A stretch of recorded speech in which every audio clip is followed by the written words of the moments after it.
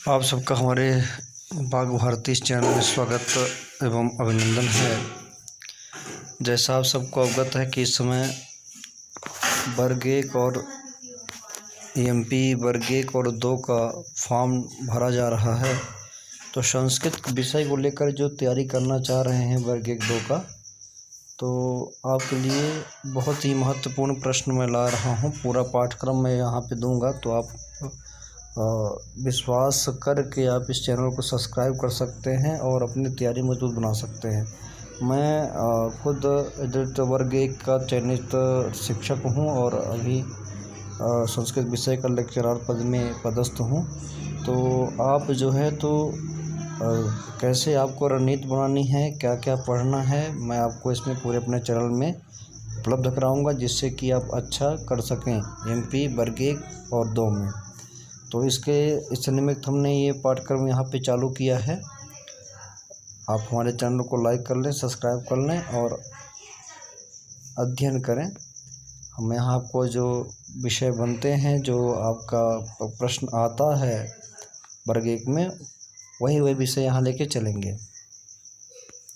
सबसे पहले हम वैदिक वाङ्मय को देखते हैं। वैदिक साहित्य से यहाँ पे प्रश्न सबसे पहले क्रम से हम चलेंगे। आपका जो पहले वेद, फिर आपका उपनिषद जो क्रम है, जैसे प्रश्न बनता है, पहले वैदिक वाङ्मय से, फिर साहित्य वाङ्मय से हम यहाँ अध्यापन आपको कराएंगे। वैदिक साहित्य और फिर आपका लौकिक साहित्य। तो इस क्रम में हम चलते हैं। सबसे पहले ऋग्वेद। तो ऋग्वेद ये सबसे प्राचीन वेद माना जाता है। ऋग्वेद के विषय में हम लोग यहाँ पढ़ते हैं। ऋग्वेद संहिता का परिचय। वैदिक साहित्य का सबसे प्राचीन व प्रथम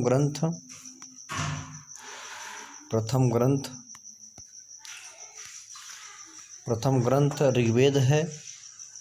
इसका कारण यह है कि यह सभी वेदों में अव्यवहित पूजित है।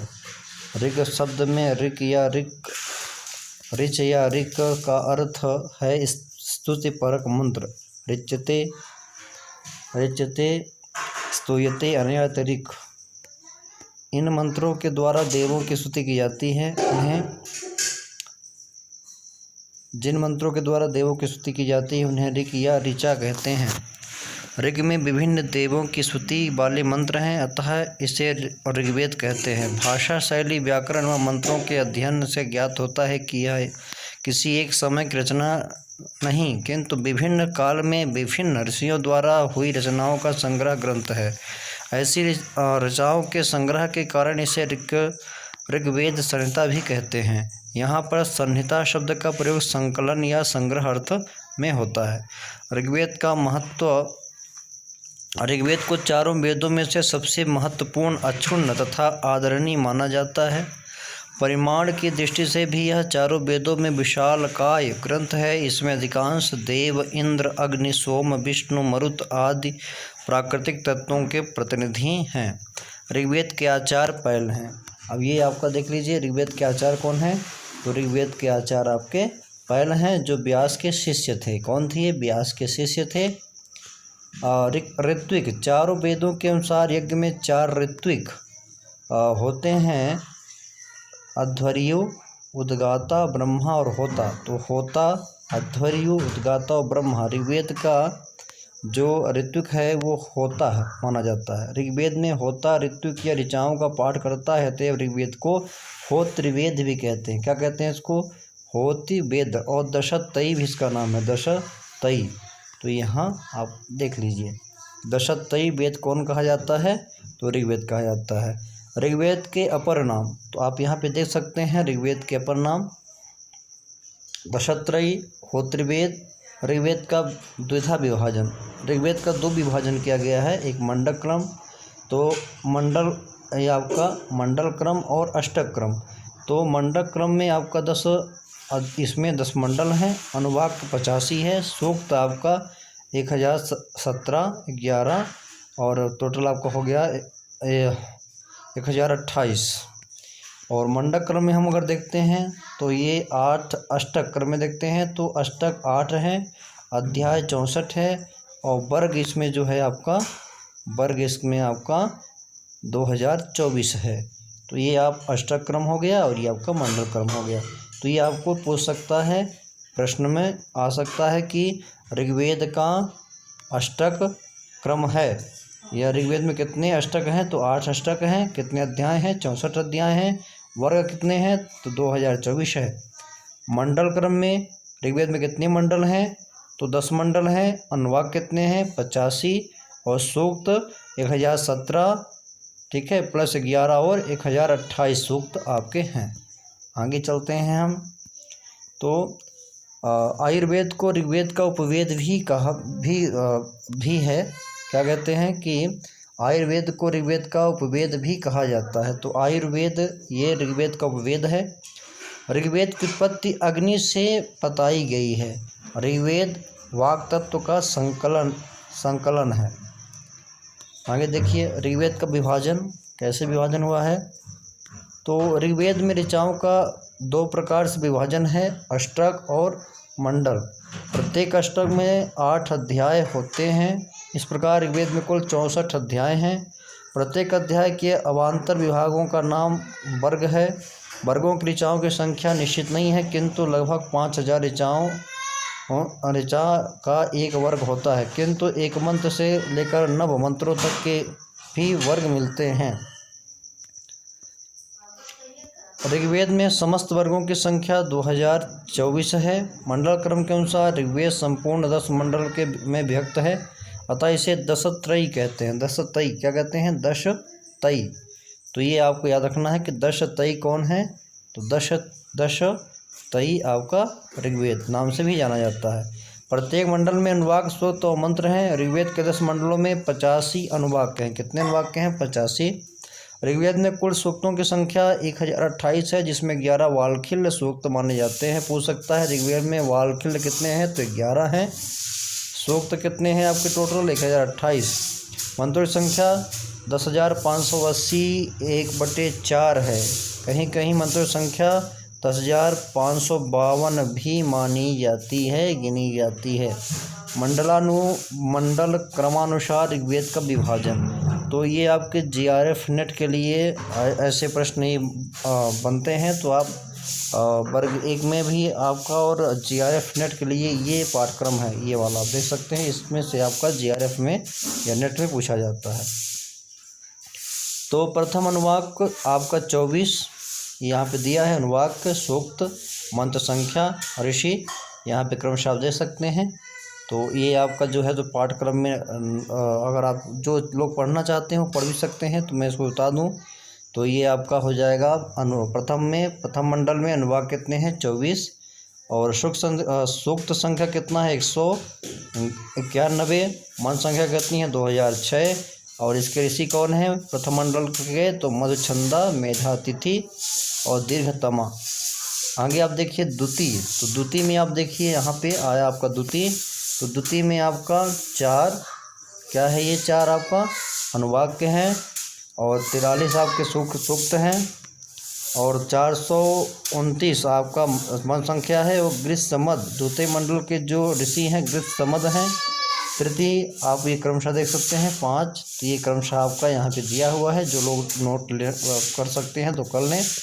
आगे हम चलते हैं आपका ऋग्वेद में छंदो वर्णन। तो यदक्षर परिमाणम तत्छंद, अर्थात जिसमें वर्णों या अक्षरों की संख्या निर्धारित हो उसे छंद कहते हैं। आचार्य पिंगल को छंद शास्त्र का प्रणेता कहा जाता है। ऋग्वेद में मुख्य रूप से 7 छंदों का प्रयोग हुआ है। कितने छंदों का, 7। वो कौन सा है, गात्री, इसमें 24 अक्षर होते हैं। उष्णिक 28, अनुष्टुप 32, बृहति 36, पंक्ति 40, पृष्ठुप 44 और जगती 48। गा उ अ ब्री प त्रि ज यह प्रत्येक छंद का प्रथम अक्षर है। प्रत्येक छंद में अक्षरों की संख्या 4 बढ़ती जाएगी, जैसे गात्री 24, उष्णिक 28, अनुष्टुप में 32 आदि। ऋग्वेद की शाखाएं। तो पतंजलि के अनुसार 21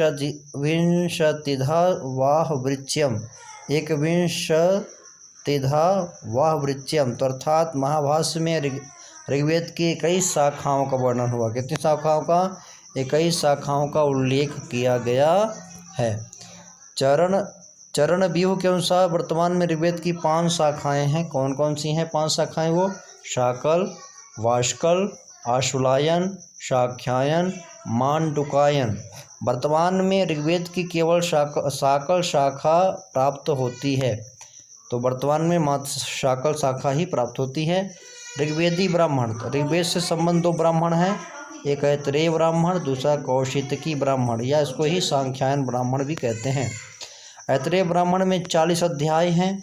प्रत्येक 5 अध्यायों की एक पंचिका, प्रत्येक अध्याय में कंडिकाएं जिसे खंड भी कहते हैं, 8 पंचिकाएं और 285 खंड हैं।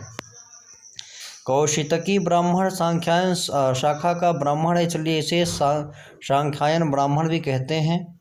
कौशिकी ब्राह्मण में 30 अध्याय एवं 226 खंड हैं। प्रत्येक अध्याय में 5 से लेकर 17 तक खंड हैं। कुल खंडों की संख्या 226 है। ऋग्वेदी आरण्यक कौन कौन से हैं? तो ऋग्वेद से संबंध 2 आरण्यक हैं, एक है ऐतरेय आरण्यक और दूसरा है सांख्यायन आरण्यक। ऐतरेय आरण्यक में 5 भाग हैं। इन भागों को आरण्यक या प्रपाठक कहते हैं। सांख्यायन आरण्यक में 15 अध्याय है। उपनिषद, तो ऋग्वेद के 2 उपनिषद हैं, पहला है ऐतरेय उपनिषद और दूसरा है कौशितकी उपनिषद। ऐतरेय ब्राह्मण के 2 अध्याय के 4th खंड से लेकर 6th खंड तक का नाम ऐतरेय उपनिषद है। ऐतरेय उपनिषद में 3 अध्याय हैं। कौशितकी उपनिषद में 4 अध्याय हैं। कल्पसूत्र, जिन ग्रंथों में यज्ञ संबंधी विधियों का समर्थन या प्रतिपादन किया जाता है उन्हें कल्प कहते हैं। इसके 4 भेद हैं। क्या 4 भेद हैं? वो श्रौत सूत्र, गृह सूत्र, धर्म सूत्र और शुल्ब सूत्र। ऋग्वेद के 2 श्रौत सूत्र हैं, आश्वलायन, सांख्यायन। आश्वलायन में आपका 12 अध्याय है और सांख्यायन में आपके 18 अध्याय हैं। ऋग्वेदीय 3 गृह सूत्र प्राप्त होते हैं। आश्वलायन गृह सूत्र 4 अध्याय हैं। सांख्यायन गृह सूत्र इसमें आपका 6 अध्याय हैं और कौशितकी गृह सूत्र में 5 अध्याय हैं। एकमात्र ऋग्वेदी धर्मसूत्र है वशिष्ठ धर्मसूत्र, इसमें 4 अध्याय हैं। ऋग्वेद का कोई शुल्ब सूत्र नहीं होता, याद रखिएगा, ऋग्वेद का कोई शुल्ब सूत्र नहीं है। प्रातिशाख्य, तो इसका प्रातिशाख्य ऋग्वेद का एकमात्र उपलब्ध प्रातिशाख्य है। इसके रचयिता शौनक हैं। ऋग्वेद प्रातिशाख्य 3 अध्यायों में व्यक्त है। प्रत्येक अध्याय में 6 पटल हैं। कुल 18 पटल हैं। कितने पटल हैं? 18 पटल हैं। ऋग्वेदीय शिक्षा, तो ऋग्वेद के 2 शिक्षा ग्रंथ हैं, एक है पाणिनि शिक्षा, दूसरा है वशिष्ठ शिक्षा। ऋग्वेद का वर्ण विषय, यास के अनुसार ऋग्वेद की विषय वस्तु धर्म निरपेक्ष, धार्मिक, दार्शनिक सूक्त। डॉक्टर विटरनिक्स के अनुसार काव्यात्मक गीत, यज्ञीय स्तुति, दार्शनिक सूक्त, संवाद सूक्त, धर्मनिरपेक्ष सूक्त, धर्मनिरपेक्ष सूत्र और ऐन्द्रजालिक यंत्र। इस प्रकार ऋग्वेद की प्राचीन भारतीय साहित्य का महत्वपूर्ण ग्रंथ है। विभिन्न वेदों के स्तुति परक मंत्रों का संकलन ऋग्वेद में किया गया है। इस दृष्टि से ऋग्वेद का प्रतिपाद्य देव स्तुति है। ऋग्वेद के संपूर्ण विषय को अनेक विद्वानों ने कई रूपों में विभाजित किया है। कुछ विद्वानों ने प्रतिपाद्य की दृष्टि से ऋग्वेद के सूक्तों को 4 श्रेणियों में विभाजित किया है। धार्मिक सूत्र, दार्शनिक सूत्र, लौकिक सूत्र और संवाद सूक्त। धार्मिक सूत्र, ऋग्वेद का अधिकांश भाग धार्मिक सूत्रों की श्रेणी में आता है। धार्मिक सूत्रों में विभिन्न देवों को संबोधित करते हुए स्तुति की गई है। इंद्र सूत्र, ये आपका 1/32, अग्निसूत्र 1/1 में है। वरुण सूत्र पहले आपके मंडल में 25वां है, ये आपका उषा सूक्त पहले में 48, मरुत सूत्र पहला 1/85 में और विष्णु सूत्र पहले मंडल का 154वां ये आपका ये आ गया। सवित्री सूक्त 135 में है और पर्जन्य सूक्त आपका 5/83 और उषा सूक्त आपका 4/51, अश्विनी सूक्त 7/71 में। इसके अतिरिक्त अन्य सूक्त भी ऋग्वेद के धार्मिक सूत्रों के अंतर्गत आए हैं। तो ये जो 1/, आपका 154 है, तो ये आपका मंडल होगा और ये 154वां मंत्र या ऋचा होगी। आगे देखते हैं। इसके अतिरिक्त अन्य सूक्त भी ऋग्वेद के धार्मिक सूत्रों के अंतर्गत प्राप्त होते हैं। दार्शनिक सूत्र कौन कौन से हैं, तो आप देख सकते हैं दार्शनिक सूत्र में 12 सूत्र हैं, जिनमें उच्च कोटि के दार्शनिक विचारों के बीज मिलते हैं। दार्शनिक सूक्त अपेक्षाकृत अर्वाचीन दशम मंडल में उपलब्ध हैं। दशम मंडल में आए हुए नाषदीय सूत्र, हिरण्यगर्भ सूक्त, पुरुष सूक्त तथा वाक् सूक्त का दार्शनिक दृष्टिकोण से विशेष महत्व है। पुरुष सूक्त ये आपका दशम मंडल का 90वां मंत्र से है। हिरण्यगर्भ सूत्र आपका 10वें मंडल में 121, वाक् सूक्त 10वें मंडल 125 और नाषदीय सूक्त 10 129। इसमें नाषदीय पुरुष तथा हिरण्यगर्भ सूक्त श्रेष्ठ उत्पत्ति सूक्त माने जाते हैं। कुछ महत्वपूर्ण सूक्त हैं, जैसे दानस्तुति सूक्त, ये 10/107 से 117 तक है। संज्ञा सूक्त 10/191 से, श्रद्धा सूक्त 10/151 और अस्यवामीय सूक्त 1/164 और मंडूक सूक्त 7वें मंडल में 103 में और एक ज्ञान सूक्त 10वें मंडल में 71वां। लौकिक सूक्त, जो सूक्त लौकिक जीवन तथा दैनंदिन व्यवहार से संबंध विषयों का रोचक वर्णन करते हैं, उन सूक्तों को लौकिक सूत्र भी की संज्ञा प्रदान की गई है। लौकिक सूत्र भी अधिकांशतया दशम मंडल में है।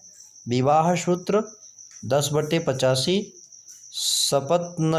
सपत्नघ्न सूक्त 10/166, आवर्तन सूक्त 10/97 आपका 97 और अक्ष सूत्र 10/34, औषधि सूक्त 10/97। संवाद सूक्त तो देखिए आप, ऋग्वेद में कुछ ऐसे सूक्त हैं जिनमें प्राचीनतम कथा साहित्य की प्रधानता है, उन्हें संवाद सूक्त का नाम दिया गया है। नाटल ओल्डेन वर्ग के संवाद सूक्तों को आख्यान सूक्त कहा है।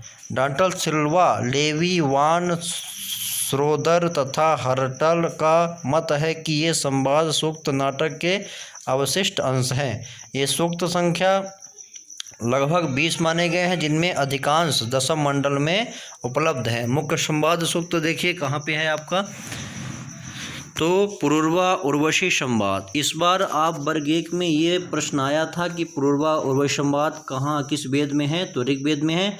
ऐसे ही प्रश्न आपके बनते हैं, आप एकदम अभ्यस्त हो जाइए और अच्छी तरह से तैयारी करिए। 10/95 10वें मंडल का 95वां सूक्त है ये। यमी संवाद 10/10 10वें मंडल का 10वां सूक्त।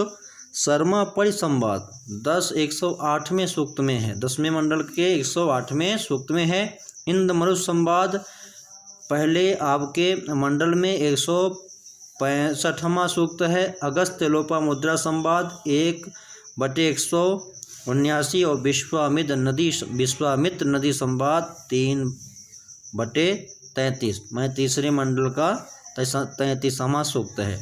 ऋग्वेद के देवता तिस्र एवं देवता अर्थात यास्क ने रुक्त में 3 प्रकार के देवताओं का वर्णन किया है। ये जो हैं पृथ्वी स्थानी अग्नि बृहस्पति सोम आदि, अंतरिक्ष स्थानी इंद्र रुद्र आदि और द्युस्थानी सूर्य विष्णु आदि। मंत्रद्रष्टा ऋषिकाएँ, ऋग्वेद में लगभग 24 मंत्रद्रष्टा ऋषिकाओं का उल्लेख है। ऋग्वेद में इन 24 ऋषिकाओं द्वारा दृष्ट मंत्र 224 है। ऋग्वेद में 24 ऋषिकाएँ कौन कौन सी हैं, तो सूर्य, सावित्री, इंद्रायणी, अदिति, विश्ववारा, आत्रेयी, उर्वशी, पौलोमी, सची, नदी, सरस्वती, आंगिरसी, घोषा, काक्षीवती, यमी, वैवस्वती, वाक, आम्भृणी, अगस्त्य, स्वसा, शर्मा, देवशुनि, देवयामयः, सार्पराज्ञी, वसुक्र पत्नी, सिकता, नीवावरी, दक्षिणा, प्रजापत्या, अपाला, आत्रेयी, जूहु, ब्रह्मजाया, शिखंडिन्यौ, अप्सरसौ, श्रद्धा, कामायनी, गोधा, रोमसा, ब्रह्मवादिनी। ऋग्वेद का रचना विन्यास क्रम ऋग्वेद को पौरुषेय मानने वाले भारतीय एवं पाश्चात्य विद्वानों के अनुसार ऋग्वेद के विभिन्न मंडलों की रचना में शताब्दियों का अंतर रहा है। ऋग्वेद का सबसे प्राचीन अंश द्वितीय से सप्तम मंडल तक माना जाता है। 2 से 7 तक के मंडल को वंश मंडल अथवा परिवार मंडल कहते हैं। 8वें मंडल में अधिकांश सूक्त कण्व परिवार के हैं। 9वें मंडल में समस्त मंत्र सोम विषयक हैं, इसे पवमान सोम मंडल भी कहा जाता है। ऋग्वेद का 10वां मंडल अर्वाचीन है। 10वें मंडल में देवताओं की स्तुति से संबंध सूक्त अपेक्षाकृत बहुत कम है। ऋग्वेद के भाष्यकर्ता। ऋग्वेद संहिता के भाष्यकर्ताओं में स्कंद स्वामी, आनंद तीर्थ, वेंकट माधव, सायण आदि प्रमुख हैं। स्कंद स्वामी। ऋग्वेद का सबसे प्राचीन भाष्य स्कंद स्वामी का ही उपलब्ध है। स्कंद स्वामी ने 600 से 625 के मध्य ऋग्वेद पर भाष्य लिखा। स्कंद स्वामी का भाष्य ऋग्वेद के प्रथम 5 अष्टक तक प्राप्त होता है। नारायण तथा उद्गीत। ऋग्वेद के मध्य भाग पर नारायण एवं अंतिम भाग पर उद्गीत ने भाष्य लिखा है। उद्गीत ने अपने भाष्य में प्रत्येक अध्याय के अंत में अपना परिचय दिया है। वनवासी विनिर्गताचार्यस्य उद्गीतस्य कृता ऋग्वेद भाष्ये वेंकट माधव। इनका समय 1050 से 1150 ईस्वी के मध्य माना जाता है। इन्होंने प्रथम अध्याय के अंत में अपना परिचय दिया है। धानुष्क यज्वा। इन्हें त्रिवेदी भाष्यकार कहा गया है। ये वैष्णवाचार्य थे। इनका समय लगभग 1300 विक्रम पूर्व माना जाता है। आनंद तीर्थ। इनका समय 1255 से 1335 विक्रम संवत तक माना जाता है। इनका अपर नाम मध्व है। इन्होंने ऋग्वेद के कुल प्रमुख 40 सूक्तों पर पद्यात्मक भाष्य लिखा है। आत्मानंद ऋग्वेद के अस्यावामी सूत्र पर भाष्य लिखा है। इनका भाष्य अध्यात्म परक है। सायण का समय 1315 से 1387 ईस्वी तक 72 वर्ष तक जीवित रहे। वेदों के भाष्यकर्ताओं में आचार्य सायण का नाम विशेष उल्लेखनीय है। इन्होंने अपने बड़े भाई माधव के देशानुसार वेद भाष्य किया। शायर ने अपने भाई के नाम पर भाष्य का नाम माधवीय वेदार्थ प्रकाश रखा। शायर ने ऋग्वेद भाष्य भूमिका नामक ग्रंथ भी लिखा। ऋग्वेद के पाश्चात्य विद्वान एवं अनुवादक तो फ्रीड्रिक्स रोजन। इन्होंने ऋग्वेद के केवल प्रथम अष्टक मूल पाठ लैटिन अनुवाद के साथ 1838 में प्रकाशित किया। Max Muller. इन्होंने सायण भाष्य सहित ऋग्वेद का संपादन किया। इनका समय 1849 से 1875 ईस्वी तक है। थियोडोर इन्होंने रोमन लिपि में ऋग्वेद संहिता 1861-63 ईस्वी में प्रकाशित की। विल्सन ने सर्वप्रथम पूरे ऋग्वेद का अंग्रेजी में अनुवाद 1850 ईस्वी में प्रकाशित किया। लुडविग। इन्होंने संपूर्ण ऋग्वेद का 6 भागों में जर्मन भाषा में अनुवाद किया। Professor Griffith. इन्होंने संपूर्ण ऋग्वेद का अंग्रेजी में पद्यानुवाद किया। Professor Oldenburg. इन्होंने संपूर्ण ऋग्वेद का भाष्य जर्मन भाषा में 2 भागों में प्रकाशित किया। लांगलवा। इन्होंने संपूर्ण ऋग्वेद का 4 भागों में फ्रेंच भाषा में अनुवाद किया। ऋग्वेद के महत्वपूर्ण मंत्र तो ब्राह्मणोस्य मुखमासित बाहु राजन्य कृतः। ये आपके मंत्र दिए हुए हैं, क्रमशः आप दे सकते हैं। तो आज हम लोग जो है ऋग्वेद संहिता एक दृष्टि में आप देख सकते हैं। आचार इसके हैं पैल। ऋत्विक इसका होता है। उपवेद आयुर्वेद। अपर नाम दशतई होत्रवेद। विभाजन अष्टक क्रम और मंडल क्रम। अष्टक 8 हैं, मंडल 10 हैं, अध्याय 64 है, वर्ग 2024 है। मंत्र इसमें 10,580/4, 10,552, अनुवाक 85, सूक्त 1028, 11 वालखिल सूक्त हैं। उत्पत्ति देवता अग्नि है। शाखा शाकल, वास्कल, आश्वायन, सांख्यायन, मांडुकायन। ब्राह्मण ऐत्रेय ब्राह्मण, कौशितकी, सांख्यायन ब्राह्मण। आरण्यक ऐत्रेय आरण्यक, सांख्यायन आरण्यक। उपनिषद आपके ऐत्रेय और कौशितकी। ऋग्वेद आपका देख सकते हैं, इसके स्रोत सूत्र आशुलायन स्रोत सूत्र है, सांख्यायन स्रोत सूत्र है, गृहसूत्र आशुलायन सांख्यायन कौशितकी शाम्बम्ब धर्मसूत्र वासिष्ठ विष्णु धर्मसूत्र शुल्ब सूत्र उपलब्ध नहीं है। शिक्षा पाणि शिक्षा वशिष्ठ शिक्षा प्रातिशाक ऋग प्रातिशाक भाष्यकार स्कंद स्वामी नारायण गीत माधव भट्ट वेंकट माधव धानुष्क यज्वा आनंद तीर्थ और आत्मानंद शायन इत्यादि। ऋग्वेद के भाष्यकार आप देख सकते हैं स्कंद स्वामी नारायण गीत वेंकट माधव आनंद तीर्थ आत्मानंदा और सायणाचार्य। इसके बाद हम चलेंगे आपका शुक्ल यजुर्वेद में, तो इसका हम कल पाठ इसका चलाएंगे। आप चैनल को लाइक कर लें, सब्सक्राइब करें और शेयर करें। क्रमशः हम आपका ये आपका पूरा दिन पाठ चलेगा वर्ग 1 का।